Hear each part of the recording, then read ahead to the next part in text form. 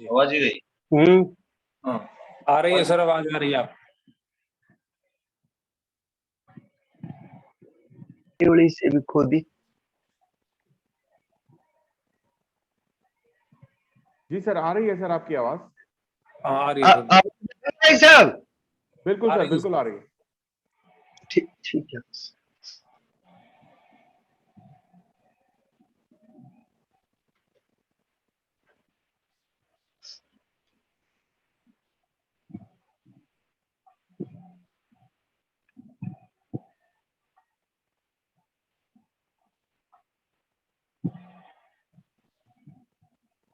Sir आ रही है sir आपकी आवाज।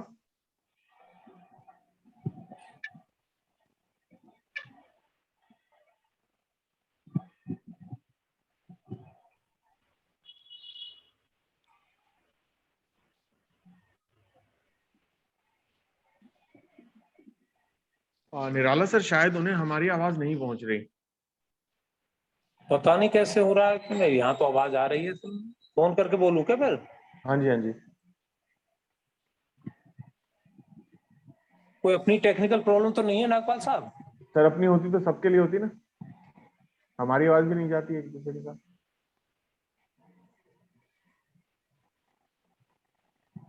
सर एक बार फोन कर लीजिए। हाँ ये तो हमारी होती तो सबके लिए होती, सही है।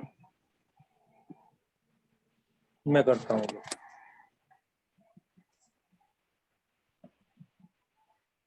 बार बार मत छेड़ जा।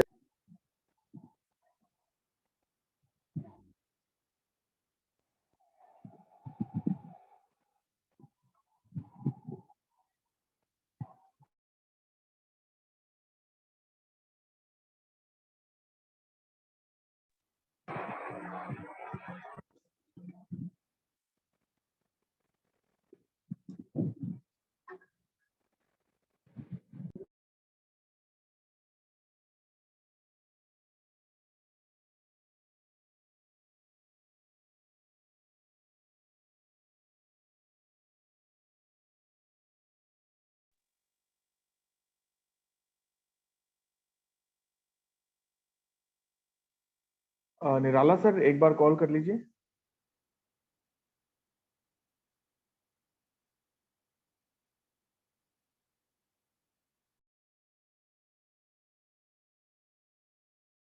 आवाज आ रही है अब?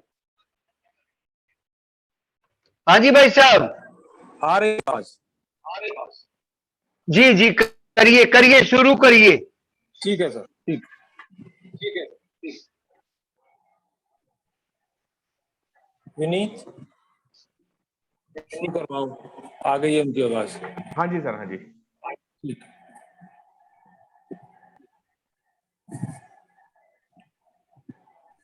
आदरणीय प्रोफेसर बाबूराम जी से अनुरोध करता हूं,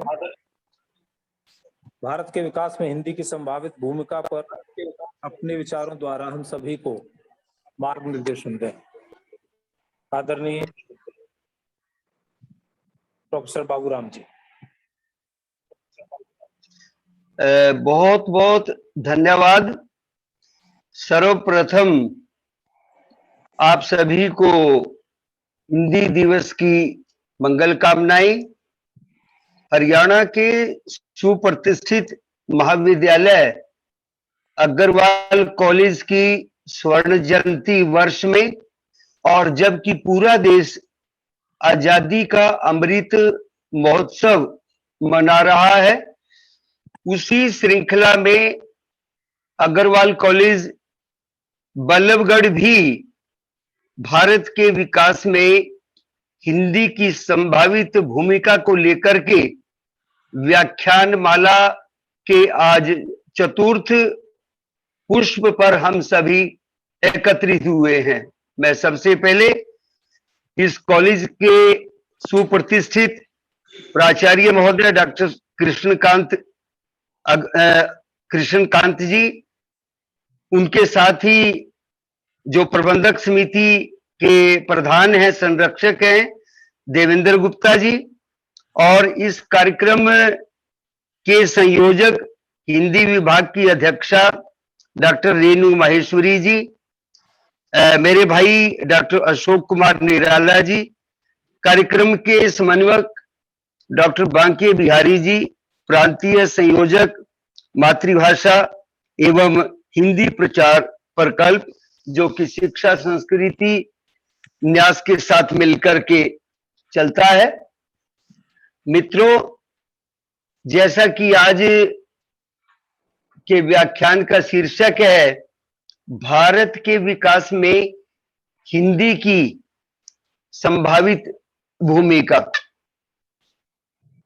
विश्व पटल पर किसी भी राष्ट्र की अस्मिता की पहचान उसकी राष्ट्रभाषा से होती है। भारत बड़ा प्राचीन देश है और यह ऋषि प्रधान और कृषि प्रधान देश है। वेदों की धरती है। प्राचीन काल से ही संस्कृत भाषा पूरे विश्व में अपनी पताका फहराती रही है। आधुनिक काल में हिंदी उसकी उत्तराधिकारी है, उसकी प्रतिनिधि है। जिस प्रकार भारतीय स्वतंत्रता संग्राम में हिंदी की लोकप्रियता और राष्ट्रीय एकता की भूमिका महत्वपूर्ण रही है, उसी प्रकार 1.5 साल से हम लोग देख रहे हैं कि कोरोना की इस वैश्विक महामारी में भी अपने राष्ट्र के शीर्षस्थ नेतृत्व के माध्यम से हिंदी में संदेश देकर अंतरराष्ट्रीय स्तर पर हिंदी को पूरे विश्व में जोड़ करके देखा जा रहा है। यही हिंदी की प्रासंगिकता सार्थक दृष्टिगोचर होती है।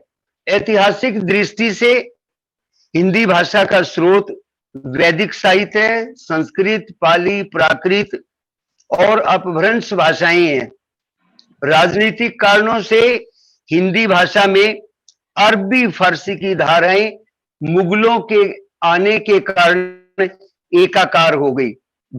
भारत में अंग्रेजी राज के कारण यूरोपीय भाषाओं की शब्दावली हिंदी में आत्मसात हो गई। संसार भर में लगभग 6000 भाषाएं, जनपदीय बोलियां, लोक भाषाएं और प्रांतीय भाषाएं बोली जा रही हैं। उनमें हिंदी की जो सांस्कृतिक यात्रा है वह हिंदुई, हिंदवी, रेखता, उर्दू, हिंदुस्तानी, दखनी, खड़ी बोली और आज इंग्लिश तक बदलते विभिन्न स्वरूपों में हिंदी अनेक उतार चढ़ाव झेलती हुई उत्तरोत्तर विकसित हो रही है। हिंदी जनभाषा, संपर्क भाषा, राजभाषा, राष्ट्रभाषा के विभिन्न सोपानों को पार करते हुए आज अंतरराष्ट्रीय भाषा बनने की ओर अग्रसर है। विश्व पटल पर हिंदी को एक नई दृष्टि मिल रही है। भारत के विकास में हिंदी की क्या भूमिका है, उसकी क्या संभावनाएं हैं, हम ये देखते हैं कि हिंदी लोक भाषाओं के समुच्चय से प्रारंभ होती है और फिर वह हिंदी भाषी राज्यों की राजा भाषा बन जाती है और हिंदी लिंगुआ फ्रैंका के रूप में हिंदी भाषी राज्यों में भी और पूरे देश में भी संपर्क भाषा के रूप में, लिंक लैंग्वेज के रूप में हमारे सामने आती है और फिर वह भारत की राजभाषा बनती है। 14 सितंबर 1949 को हिंदी को राजभाषा के रूप में अधिकारिणी माना गया, घोषित किया गया। ड्राफ्ट तो राष्ट्रभाषा का बना था, परंतु किन्हीं कारणों से हिंदी राजभाषा ऑफिशियल लैंग्वेज घोषित की गई। परंतु हम ये मानते हैं कि ये भी भारत के विकास में हिंदी की भूमिका है। यदि हिंदी को राजभाषा या ऑफिशियल लैंग्वेज घोषित नहीं किया जाता तो आज हम हिंदी के लिए इतना आगे नहीं बढ़ सकते थे। अब हिंदी अनेक प्रकार से आगे बढ़ रही है और हम ये देख रहे हैं कि आज भारतीय संविधान की 8वीं अनुसूची में जो 22 भारतीय भाषाएं हैं, उन 22 भारतीय भाषाओं में हिंदी भाषा सबसे प्रमुख भाषा मानी जा रही है। क्योंकि मित्रों, आज का युग ग्लोबलाइजेशन का दौर है, भूमंडलीकरण है, वैश्वीकरण है, बहुराष्ट्रीय कंपनियां हर एक क्षेत्र में प्रवेश कर गई हैं और इसके साथ साथ विज्ञान और तकनीकी का युग है, सूचना और प्रौद्योगिकी का युग है। इस सूचना और प्रौद्योगिकी के युग में हिंदी के नए नए क्षितिज हमारे सामने खुलते जा रहे हैं। अब हिंदी हम ये देख रहे हैं कि अब वह विश्व भाषा बनने की ओर, विश्व भाषाओं की सूची में अंतरराष्ट्रीय भाषा बनने की ओर अग्रसर है। निरंतर हिंदी का वैश्विक दायरा बढ़ता जा रहा है। ये भी माना जाता है कि संसार में बोलने वालों की प्रमुख 3 भाषाएं हैं, लेकिन लगभग 100 वर्ष पहले, 90 वर्ष पहले तो ये माना जाता था कि अंग्रेजी, चीनी, मंदारिन जिसको हम कहते हैं, और हिंदी को हम तीसरे स्थान पर मानते थे। परंतु आज आंकड़े बदल चुके हैं। पूरे विश्व पर जब हम दृष्टिपात करते हैं तो हिंदी पूरे संसार में बोलने वालों की दृष्टि से, समझने वालों की दृष्टि से अब हिंदी पहले नंबर पर आ गई है और अब पूरे अंतरराष्ट्रीय जगत में हिंदी लोकप्रिय बनती जा रही है। चाहे हम कितने भी क्षेत्र देखें, यदि हम फिल्म इंडस्ट्री को देखें, फिल्म उद्योग को देखें, तो उसमें हिंदी की अनेक संभावित भूमिकाएं हमें नजर आती हैं। आज केवल भारत में ही नहीं, विश्व के अनेक देशों में हिंदी की फिल्में देखी जाती हैं और सराही जाती हैं।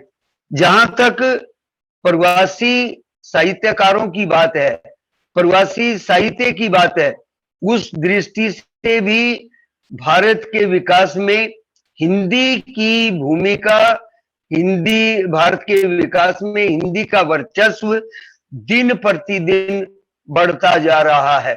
विश्व के अनेक देशों में हमारे प्रवासी भारतीय भाई जहां रह रहे हैं, वहां हिंदी का प्रचार और प्रसार निरंतर बढ़ रहा है। अनेक प्रकार की पत्र पत्रिकाएं निकल रही हैं, अनेक शोध हो रहा है। उसके साथ ही वहां के लोग भारतीय संस्कृति, भारतीय मूल्यों, क्योंकि हिंदी संस्कृति, संस्कार और मूल्यों की भाषा है, इसका प्रचार भी विश्व के अनेक देशों में हो रहा है। साथ ही हम ये भी देख रहे हैं कि विश्व के अनेक देशों में ये माना जा रहा है कि लगभग 175 देशों में हिंदी बोली जा रही है, समझी जा रही है, लेखन और शोध के कार्य में प्रयोग हो रही है। और कई विश्वविद्यालयों में तो, यदि मैं जापान के टोक्यो की बात करूं, वहां पर हिंदी का सेंटर है। यदि हम कैरेबियन कंट्रीज हैं, कैरेबियन कंट्रीज में बात करें, वहां हिंदी की चेयर है। चीन में भी हिंदी की चेयर है और भी विदेश के कई विश्वविद्यालयों में हिंदी का पढ़ना और पढ़ाना अनिवार्य भी कई जगह पर हो रहा है। तो इस प्रकार हिंदी लगातार अपने विभिन्न क्षेत्रों में बढ़ती जा रही है। वर्तमान दौर जो चल रहा है उसमें भाषाओं की भूमिका के सामने, उनके सामने एक अस्तित्व का संकट भी आ रहा है, क्योंकि आज जो भाषाएं विश्व प्रतियोगिता में अपने आप को शामिल करेंगी, उसी देश का विकास होगा। यदि कोई भाषा आज पिछड़ जाती है तो वो फिर आगे उस विकास में शामिल नहीं हो सकती। और हम ये भी देख रहे हैं कि बहुत सारी भाषाएं और बोलियां आज विलुप्त होती जा रही हैं। पहले हम ये माना करते थे कि कोई भी भाषा उस राष्ट्र के गौरव का प्रतीक होती है, उसकी संस्कृति होती है, उसका अस्तित्व होती है। परंतु इस विश्व बाजारवाद के दौर में, इस वर्ल्ड मार्केटिज्म के दौर में अब भाषाओं को रोजी और रोटी के साथ जोड़ करके देखा जाने लगा है। हिंदी को भी इस चुनौती को झेलना है और हिंदी इस चुनौती को झेल करके भारत के विकास में लगातार अपना योगदान दे रही है। आज हिंदी विभिन्न क्षेत्रों में रोजगार की भाषा बनी हुई है, चाहे वो बैंक है, चाहे बीमा है, चाहे अनेक और विभिन्न मंत्रालय हैं, और चाहे और दूसरे जो चीजें हैं, चाहे वैज्ञानिक आविष्कारों की बात करें, तकनीकी के विकास की बात करें, और हम जो बहुराष्ट्रीय कंपनियां हैं वो अपना उत्पाद बेचने के लिए विज्ञापन के रूप में हिंदी का प्रयोग निरंतर कर रही हैं। ये भी भारत के विकास में हिंदी की संभावित भूमिका दिन प्रतिदिन बढ़ती जा रही है। अनुवाद के क्षेत्र की यदि हम बात करें तो अनुवाद आज हिंदी अनुवाद में और डबिंग में छाई हुई है। अब हिंदी के अनेक प्रकार की वेबसाइट, विश्व स्तर पर हिंदी की वेबसाइट स्थापित हो चुकी है। और हमारे यहाँ वेदों का अनुवाद, श्री रामचरित मानस का अनुवाद, श्रीमद् भगवद गीता का अनुवाद, और विश्व कवि रविंद्रनाथ ठाकुर की, जिसको 1913 में एशिया के पहले व्यक्ति को गीतली के ऊपर नोबेल पुरस्कार मिला था, उसका अनुवाद भी आज विश्व की अनेक भाषाओं में लगातार होता जा रहा है। इस प्रकार हिंदी अब विज्ञापन में आ गई है। बिना हिंदी के विज्ञापन आगे बढ़ ही नहीं पा रहा है। मजबूरियां भी हैं बहुराष्ट्रीय कंपनियों की। कंप्यूटर नेटवर्क में हिंदी लगातार अपना दखल दे रही है। जनसंचार के माध्यमों में, चाहे आप प्रिंट मीडिया की बात करें, चाहे आप इलेक्ट्रॉनिक मीडिया की बात करें, चाहे आप सोशल मीडिया की बात करें, चाहे आप मल्टीमीडिया की बात करें, इसमें भी हिंदी का प्रयोग दिन प्रतिदिन बढ़ता जा रहा है। आज हिंदी व्यापार की भाषा बन गई है, वाणिज्य की भाषा बन गई है, क्योंकि भारत पूरे विश्व में सबसे बड़ी एक मंडी है, सबसे बड़ा एक बाजार है, और उस बाजार में हिंदी की मांग दिन प्रतिदिन बढ़ती जा रही है। भारत के विकास में हिंदी की जो भूमिका है भविष्य में, उसमें मुझे ये लगता है कि इस सूचना और प्रौद्योगिकी के युग में मानवता की एकता, विश्व शांति और वैश्विक सांस्कृतिक एकता में भी हिंदी की भूमिका बड़ी सहायक हो रही है। 21वीं सदी में हिंदी भाषा विश्व की सर्वाधिक प्रचलित भाषाओं की प्रतियोगिता में प्रवेश कर गई है, और अब हिंदी प्रयोजन मूलक हिंदी हो गई है, फंक्शनल हिंदी हो गई है, रोजगार उन्मुख जॉब ओरिएंटेड हिंदी अब हो रही है, और इसीलिए हिंदी में रोजगार की संभावनाएं लगातार बढ़ती जा रही हैं। यदि हम ये देखते हैं कि जैसा कि मैंने बताया कि विश्व के लगभग 175 देशों में हिंदी का पठन पाठन, लेखन और शोध कार्य तेजी से बढ़ रहा है। आज हिंदी विश्व पटल पर आगे बढ़ती जा रही है। वही हिंदी जिसके विकास में हमारे देश के साधु संतों, तीर्थ यात्रियों और पर्यटकों और व्यापारियों ने भी इसके विस्तार में बहुत महत्वपूर्ण योगदान किया है। आज वो पर्यटन की भाषा बन गई है, और हम ये देख रहे हैं कि आधुनिक काल में हमने ये देखा कि विश्व में अनेक 11 विश्व हिंदी सम्मेलन हो चुके हैं। पहला विश्व हिंदी सम्मेलन भारत में ही 10 से 12 जनवरी 1975 में हुआ था, और उसके बाद अंतिम जो है वो फिजी, जो अनेक देशों में लगातार जो है वो चल रहे हैं। और इसके साथ ही जैसा कि हम देखते हैं कि 10 जनवरी को विश्व हिंदी दिवस मनाया जाता है। विश्व पुस्तक मेले भी हिंदी के विकास में संभावित भूमिका को बहुत ही महत्वपूर्ण उजागर कर रहे हैं।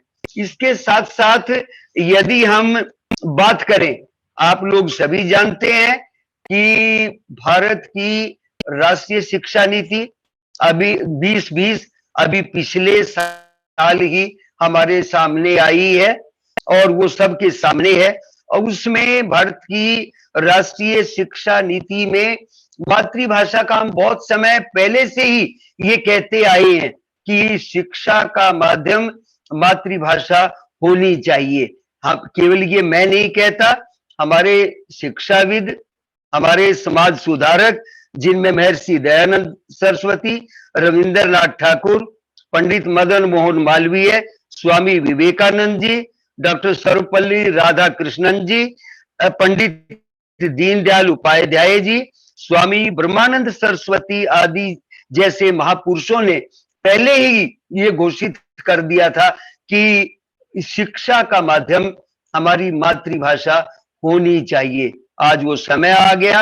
अब हमारे भारत के नेतृत्व ने भी इस राष्ट्रीय शिक्षा नीति में प्रारंभ से जो है भारतीय भाषाओं के साथ हिंदी को भी एक शिक्षा के माध्यम के रूप में महत्वपूर्ण स्थान दिया है। अब विदेशों में भी हम इतनी बात देखते हैं, जब हम रूस की बात करते हैं और रूस के साहित्यकार की बात करते हैं वाराणिका को, वाराणिको ने श्री रामचरितमानस का पद्य में अनुवाद किया था, और उनको सर्वोच्च सम्मान ऑर्डर ऑफ लेनिन से वो सम्मानित हुए हैं। उन्होंने हिंदी के बारे में ये कहा था, जो लोग हिंदी को कठिन समझते हैं वे हिंदी की प्रकृति से परिचित नहीं हैं। आप लोग सभी जानते हैं, यूरोपीय विद्वान रेवरेंड फादर डॉक्टर कामिल बुल्के, जिसकी डिक्शनरी भी है, जिन्होंने राम साहित्य के ऊपर इतना बहुत अधिक कार्य किया हुआ है, उन्होंने तो बेल्जियम की नागरिकता छोड़ करके और भारत की नागरिकता ले ली थी, और वो संपूर्ण जीवन फिर भारत में रहे थे। आज हिंदी के सामने उसमें अनेक प्रकार की संभावनाएं भी हैं भारत के विकास के लिए, और उस विकास के साथ साथ हिंदी को अनेक चुनौतियों का भी सामना करना पड़ रहा है। अब हिंदी लगातार वो व्यापार, पर्यटन और सभी, जैसा कि मैंने बहुत सारी चीजें बताई, अब नए नए विभाग खुल गए हैं, राजभाषा खुल गया है, केंद्रीय हिंदी निदेशालय खुल गया है। इसके साथ साथ जो है अब हिंदी वैश्विक बाजार में प्रवेश कर गई है, और केंद्रीय हिंदी संस्थान की अनेक प्रकार विभिन्न प्रांतों में अनेक योजनाएं हिंदी के प्रचार और प्रसार, जैसा कि हमारा केंद्रीय हिंदी संस्थान आगरा में है, उसमें विदेशों से विद्यार्थी हिंदी की शिक्षा प्राप्त करने के लिए आते हैं। भारत का विकास होगा, हिंदी का विकास होगा, हिंदी का विकास होगा तो भारत का विकास होगा। ये सभी चीजें हमारे आज के समय में जुड़ी हुई है, और अब हिंदी लगभग 11 राज्यों की भाषा बन चुकी है। जैसा यदि आप हरियाणा के बारे में बात करें और उसकी भूमिका के, भारत के विकास में उसकी भूमिका की बात करें, हरियाणा सरकार ने भी हिंदी को अनिवार्य रूप में सरकार की कामकाज की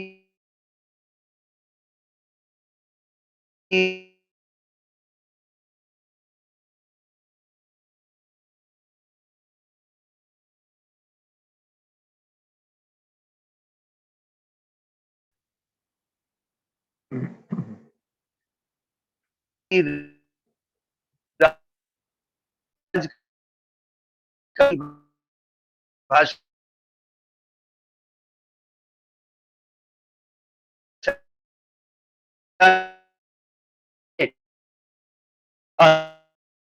आदेश कर दिए, धीरे धीरे वो लागू हो रही है, लेकिन ये हम सभी लोगों का दायित्व बनता है।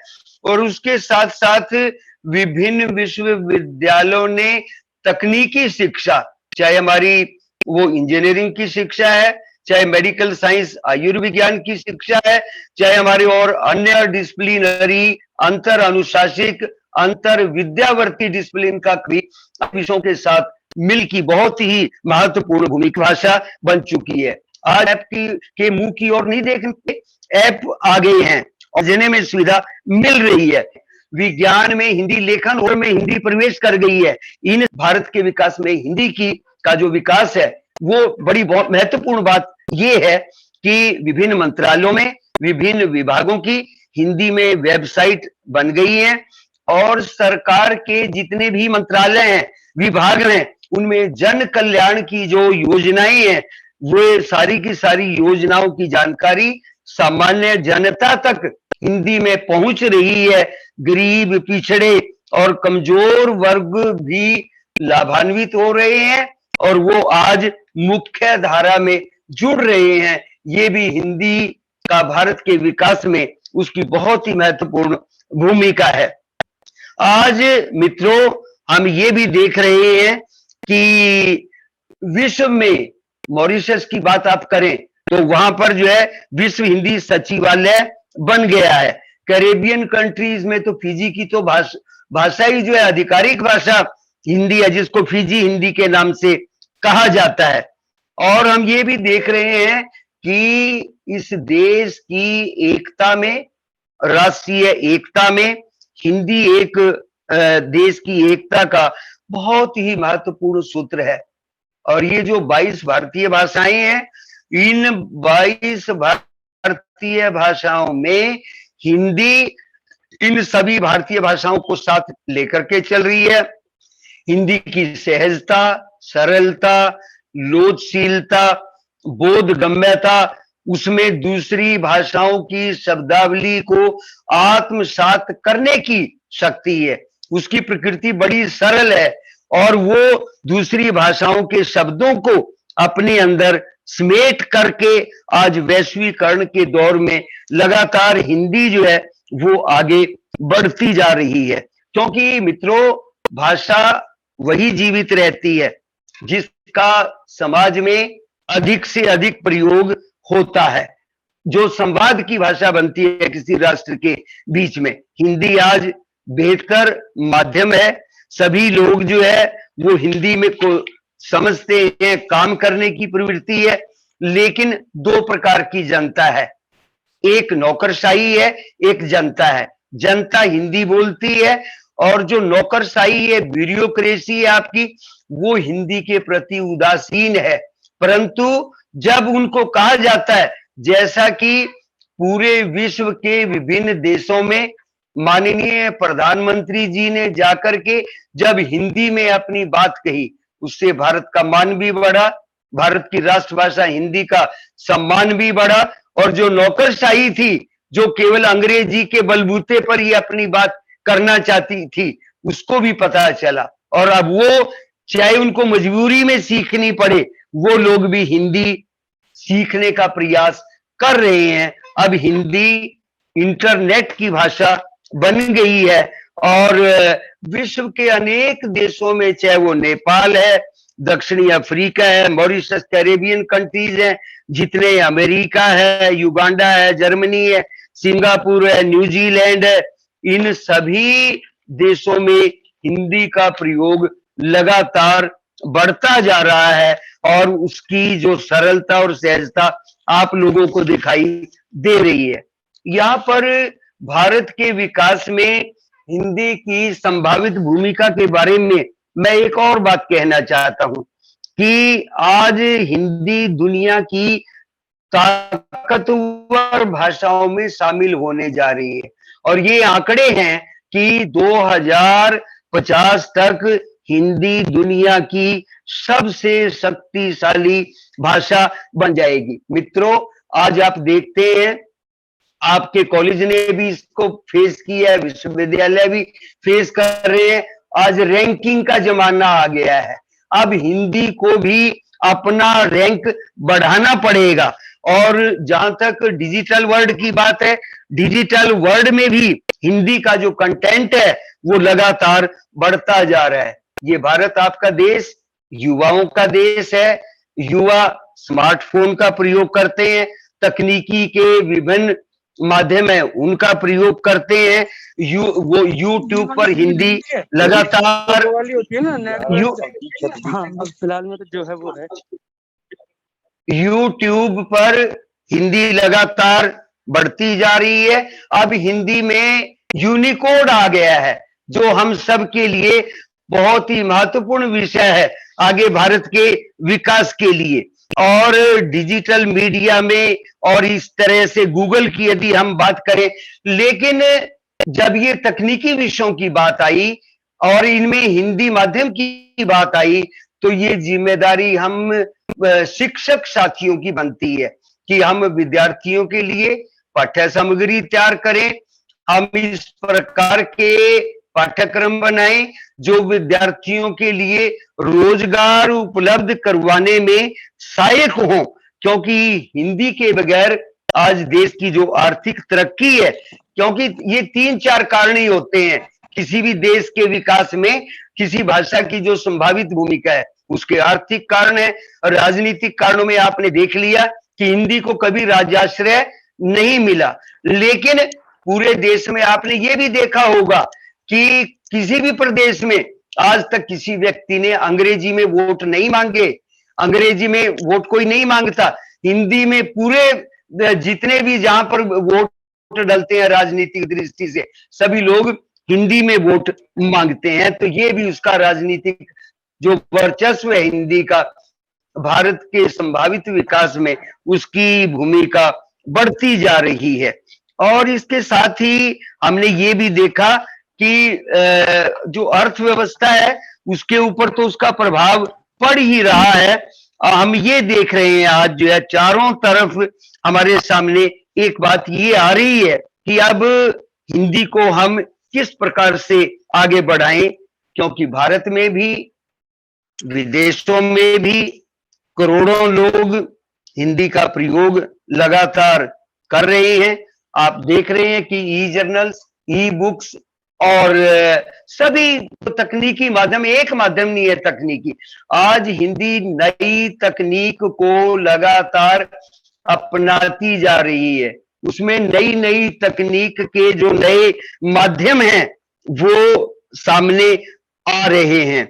और जैसा कि हम कह रहे हैं, पूरा देश ये कह रहा है कि आने वाला समय हिंदुस्तान का है।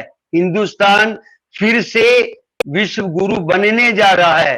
हिंदुस्तान जगत गुरु पर पुनः आसीन होने जा रहा है। यदि हिंदुस्तान जगत गुरु बनने जा रहा है, विश्व गुरु बनने जा रहा है, तो हिंदी उसकी जो भाषा है, उसकी आधिकारिक जो भाषा है हिंदी, वो लगातार आगे बढ़ेगी। हमें भारतीय भाषाओं का सम्मान करें, उनको भी अपने साहित्य, अपने पाठ्यक्रम, अपनी रिसर्च उसके साथ जोड़ें और सभी को साथ लेकर के हम आगे बढ़े।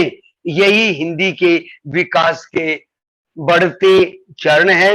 मैं समझता हूं कि सभी बातें जो है वो मुख्य रूप से शामिल हो चुकी हैं, चाहे वो मीडिया की बात है, चाहे वो जॉब ओरिएंटेड की बात है, अनुवाद की बात है, मीडिया की बात है, फिल्म इंडस्ट्री की बात है, प्रवासी साहित्य की बात है। और न्यायपालिका की मैं बात करना चाहता था कि न्यायपालिका भाषा भी होनी चाहिए। आप लोगों ने देखा कि दिल्ली में सुप्रीम कोर्ट में अब हिंदी के लिए पैरवी चल रही है। और भारत के कई राज्यों में तो जो उच्च न्यायालय हैं उनमें हिंदी का प्रयोग हो रहा है, परंतु अब सुप्रीम कोर्ट में भी ये पता चला है कि वहां अपनी जो अर्जी है वो हिंदी में डाली जा सकती है, उसकी सुनवाई होगी। तो ये एक लगातार आगे बढ़ने की प्रक्रिया है हिंदी की। अब हमें इंतजार ये है सभी जो हिंदी प्रेमी है, हिंदी सेवी है, हिंदी की जो रोजी रोटी में लगे हुए हैं, अब हिंदी यूएनओ की भाषा बने, संयुक्त राष्ट्र संघ में जाए और जो उसको उसका उचित स्थान है वह उसको मिलना चाहिए। इसके साथ ही हिंदी आगे बढ़ेगी और वह हिंदी का प्रयोग जो है वो अधिक से अधिक हो। इसके पीछे हमारा उद्देश्य है कि ये हम जो महाविद्यालयों के, विद्यालयों के जो शिक्षक हैं, हिंदी प्रेमी हैं, वो हम कर सकते हैं और ये हम लगातार जो है कर रहे हैं और हमें इस तरह के कार्यों में लगना चाहिए। आप ये भी जानते हैं बांके बिहारी जी, हमारा विश्वविद्यालय भी जो है चरित्र निर्माण और व्यक्तित्व का समग्र विकास शिक्षा संस्कृति के साथ मिलकर के ये जो पाठ्यक्रम है पूरे देश के विश्वविद्यालयों के लिए ये चौधरी बंसीलाल विश्वविद्यालय भिवानी ने शिक्षा संस्कृति उत्थान न्यास के साथ मिलकर के बनाया है, जिसको आईआईटीज ने ग्रहण कर लिया है, जिसको देश के बड़े बड़े विश्वविद्यालयों में, और अब ये प्रयास चल रहा है कि इस विषय की भी character building and holistic development of personality के डिपार्टमेंट भी विश्वविद्यालयों में खुलने चाहिए ताकि हमारी जो युवा पीढ़ी है वो विदेश में भागने की बजाय उसका सदुपयोग हम अपने देश में कर सकें। आप लोगों ने मुझे अपने इस कार्यक्रम के साथ जोड़ा और बहुत ही महत्वपूर्ण विषय कि भारत के विकास में हिंदी की संभावित भूमिका क्या हो सकती है। मित्रों, हिंदी का भविष्य बड़ा उज्जवल है, हिंदी को कोई रोक नहीं सकता और हिंदी जबरदस्ती बहुराष्ट्रीय कंपनियों को अपने लाभ के लिए हिंदी को अपनाना पड़ रहा है और उसके साथ साथ हिंदी लगातार वो दिन दूर नहीं, हमें पूरी उम्मीद है यूएनओ में जाएगी, संयुक्त राष्ट्र संघ की भाषा बनेगी। और इस अवसर पर मैं कॉलेज की मैनेजमेंट, उस प्राचार्य महोदय और जितने हमारे शिक्षक साथी, विद्यार्थी साथी इस कार्यक्रम में जुड़े हुए हैं, मैं चौधरी बंसीलाल विश्वविद्यालय भिवानी के हिंदी विभाग की ओर से आपके प्रति आभार व्यक्त करता हूं कि आपने मुझे अवसर दिया संवाद करने का, बातचीत करने का। आप सभी का बहुत बहुत धन्यवाद। धन्यवाद प्रोफेसर बाबूराम जी, आपके सारगर्भित बेहद सटीक वक्तव्य से सभी श्रोताओं को बहुत लाभ मिला है। हम अनुग्रहित हैं आप जैसे विकट विद्वान से वार्तालाप करने का और मिलने का हमें मौका मिला। आपको बहुत बहुत धन्यवाद। धन्यवाद। तो मैं डॉक्टर बांके बिहारी को आमंत्रित करता हूं कि वो वोट ऑफ थैंक्स, धन्यवाद प्रस्ताव प्रस्तुत करें। डॉक्टर बांके बिहारी जी। आदरणीय अशोक निराला जी, बड़े भाई, बहुत बहुत धन्यवाद। मैं इससे पहले आदरणीय निराला जी से, जो संयोजक है इस कार्यक्रम के, उनसे एक आज्ञा मांगता हूं कि हमारी विभागाध्यक्ष डॉक्टर रेणु महेश्वरी हैं जी, वो 2 मिनट आदरणीय बाबूराम जी के जो उन्होंने वक्तव्य दिया है उसका आउटपुट क्या हो, उसका फ्रूटफुल क्या हो, वो मैं उनसे आपसे एक निवेदन करता हूं कि मैडम रेणु महेश्वरी जी को आप एक बार आमंत्रित करें सर। ठीक जी मैडम रेणु जी। फीडबैक सर थोड़ा सा हो जाए तो थोड़ा सा एक जी। धन्यवाद ठीक है, सर, बहुत बहुत धन्यवाद सर। मेरी आवाज आ रही है? आ रही है आवाज। आ रही है मैडम, आ रही है बिल्कुल। प्रोफेसर बाबूराम जी ने हमें जो अमूल्य जानकारियां दी और उनका मैं वर्णन करना चाहूँ तो भी नहीं कर पाऊंगी, क्योंकि उनको आत्मसात करने में जितनी अनुभूति हो रही है आनंद की, उतना उसको बताने में नहीं। लेकिन फिर भी मुझे आदेश है तो मैं कहना चाहूंगी कि सर आपने बहुत ही सुंदर ढंग से, बहुत ही सुंदर शब्दों में और सारगर्भित शब्दावली में हिंदी की प्राचीन काल से लेकर आधुनिक काल तक की जो स्थिति है और जो उसके द्वारा विकास की संभावनाएं भारत में और विश्व में जिस स्तर पर हिंदी अपने पैर फैला रही है और हम सभी को उसमें क्या प्रयास करने चाहिए, इसको बहुत सुंदर ढंग से आपने बताया कि भाषा मात्र अभिव्यक्ति का माध्यम नहीं है, बल्कि संस्कृति की भी संवाहक होती है। और हिंदी भाषा में जो बहुराष्ट्रीय कंपनियां आ रही हैं, अनेक आयाम हैं, रोजगार के अवसर हैं। हमारे विद्यार्थी जो स्नातकोत्तर में आकर कुंठाग्रसित हो जाते हैं कि हिंदी में रोजगार के अवसर नहीं है, तो आपने उनको भी प्रोत्साहन दिया, प्रेरणा दी, जिससे कि वो आगे हिंदी में रुचि लें, आगे बढ़े। तो मैं धन्यवाद ज्ञापन तो बांके जी करेंगे औपचारिक, लेकिन मैं आपकी तहे दिल से आपका शुक्रिया अदा करती हूँ कि आपने बहुत ही सुंदर शब्दावली में बच्चों को उनका मनोबल बढ़ाया, ज्ञान वर्धन किया, और हम जो शिक्षक वर्ग है उनको यह समझाया कि कैसे हम रोजगार परक शिक्षा के लिए महाविद्यालय में जगह जगह पर जो पाठ्यक्रम जरूरी है, जो शब्दावली जरूरी है, बल्कि शिक्षा संस्कृति उत्थान न्यास का आपने जिक्र किया, उसके माध्यम से जो विद्यार्थियों को शिक्षा दी जाएगी तो उनकी जो नींव बढ़ेगी वो अच्छी बनेगी। जो पाठ्यक्रम आएंगे तो जो हिंदी का एक आपने कहा कि हिंदुस्तान विश्व गुरु बनने जा रहा है, तो हिंदुस्तान का जो मूल है मानवतावाद, नैतिक मूल्य, तो वो बच्चों में प्रारंभ से ही आएंगे। इसके लिए शिक्षा संस्कृति उत्थान न्यास प्रयासरत है। हमारे साथ उसके समन्वयक बांके बिहारी जी जुड़े हुए हैं, और मैं सबसे ज्यादा अग्रवाल महाविद्यालय प्राचार्य डॉक्टर कृष्णकांत गुप्ता जी को अपने हृदय की गहराइयों से धन्यवाद देना चाहूंगी कि उन्होंने हमें इस कार्यक्रम के लिए प्रेरित किया, क्योंकि उन्हीं के प्रयास से महाविद्यालय निरंतर उन्नति की ओर अग्रसर होकर आजादी के अमृत महोत्सव को मना रहा है। साथ में महाविद्यालय अपने स्वर्ण जयंती के युग में भी प्रवेश कर रहा है। तो मैं हृदय की गहराइयों से सर का बहुत बहुत आभार व्यक्त करती हूँ कि उन्होंने मुझे स्नातकोत्तर की विभागीय शिक्षा के रूप में ये कार्यभार सौंपा, और आगे भी हम उनकी अपेक्षाओं पे खरा उतरने की कोशिश करेंगे। और आप जैसे विद्वानों से उन्होंने हमें मिलवाने का जो पुण्य कार्य किया है, विद्यार्थियों को, साथ में बांके जी का भी सहयोग रहा है, उन सभी का मैं हृदय की गहराइयों से स्वागत करती हूँ और धन्यवाद करती हूँ। डॉक्टर अशोक निराला जी और सभी जो मेरे साथी हैं यहाँ पर, बस समय की सीमा को ध्यान में रखते हुए मैं यही कहना चाहूंगी, और बांके जी को आमंत्रित करती हूँ कि वो औपचारिक धन्यवाद करें।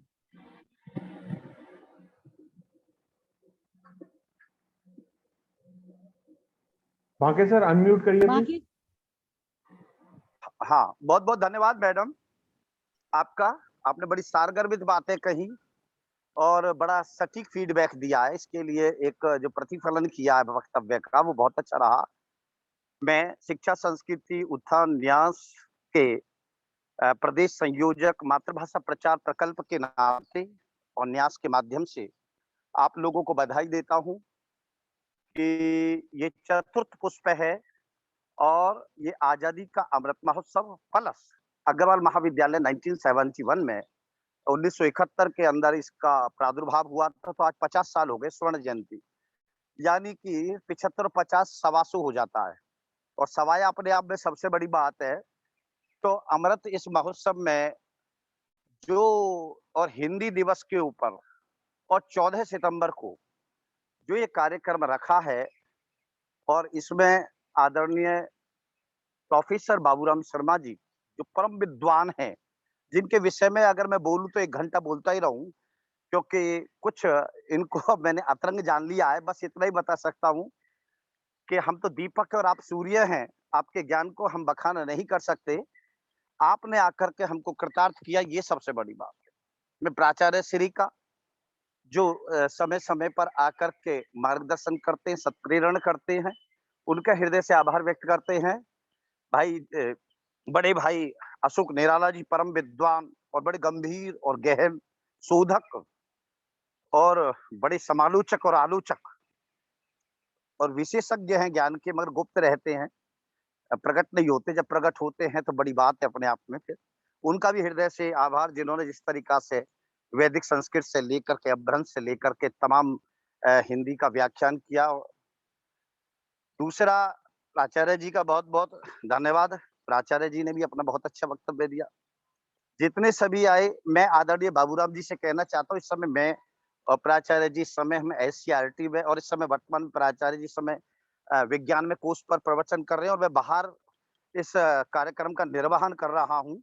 नहीं तो मैं काफी थोड़ा-सा बोलता भी, क्योंकि मेरा भी अब नंबर दूसरे नंबर पे आने वाला है।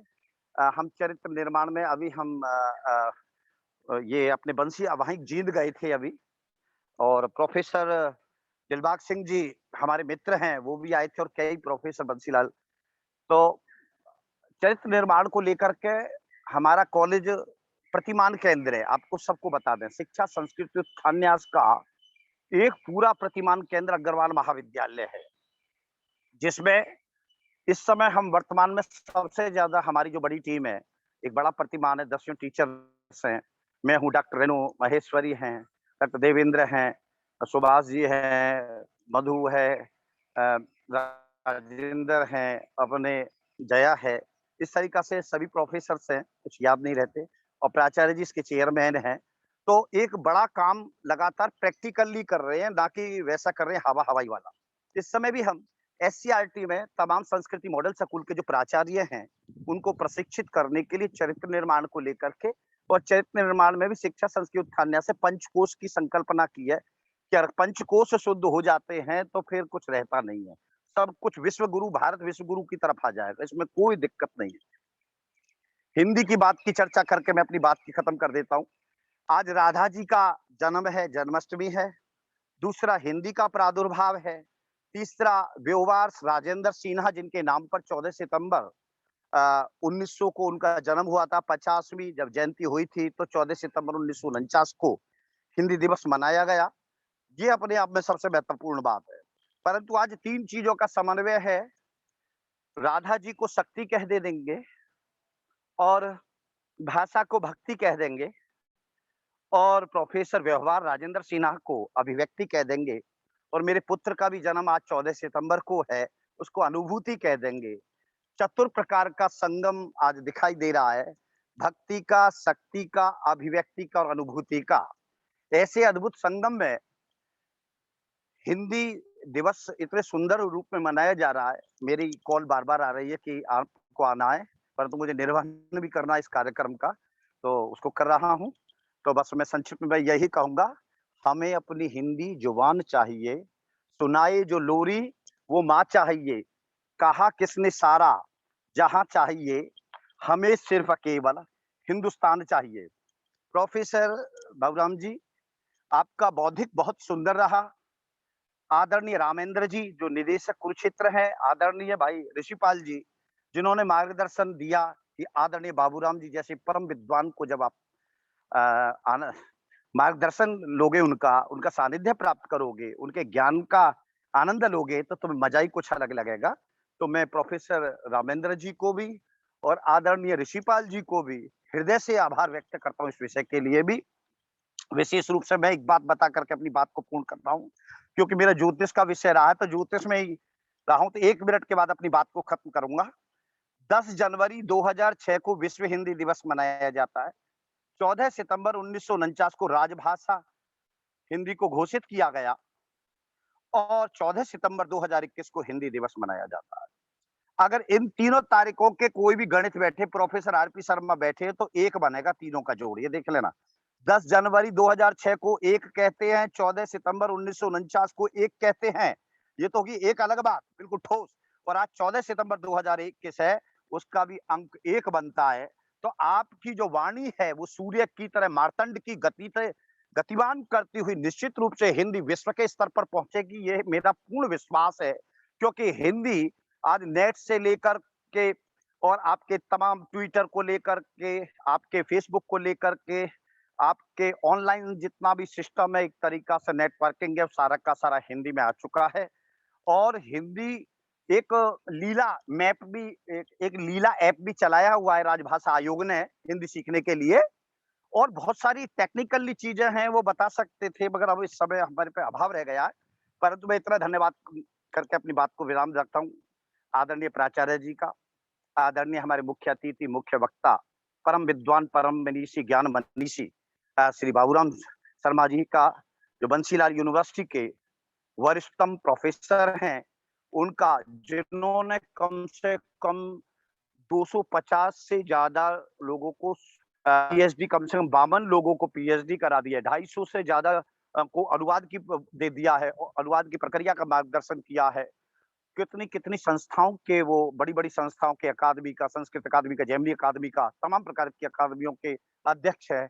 आज उन्होंने हमको अपना आशीर्वाचन दिया, इसके लिए हम हिंदी साहित्य परिषद, जो अग्रवाल कॉलेज के आदरणीय निराला जी जिसके अध्यक्ष हैं, और उनकी तरफ से, अग्रवाल महाविद्यालय की तरफ से, और अग्रवाल महाविद्यालय प्रबंध समिति की तरफ से, अग्रवाल कॉलेज की तरफ से, अग्रवाल कॉलेज के प्राचार्य की तरफ से, और सबसे बड़ी बात हिंदी संस्कृति उत्थान न्यास के आदरणीय अतुल कोठारी जी की तरफ से, सभी की तरफ से, मेरी अपनी तरफ से आपको हृदय से आभार व्यक्त करता हूँ।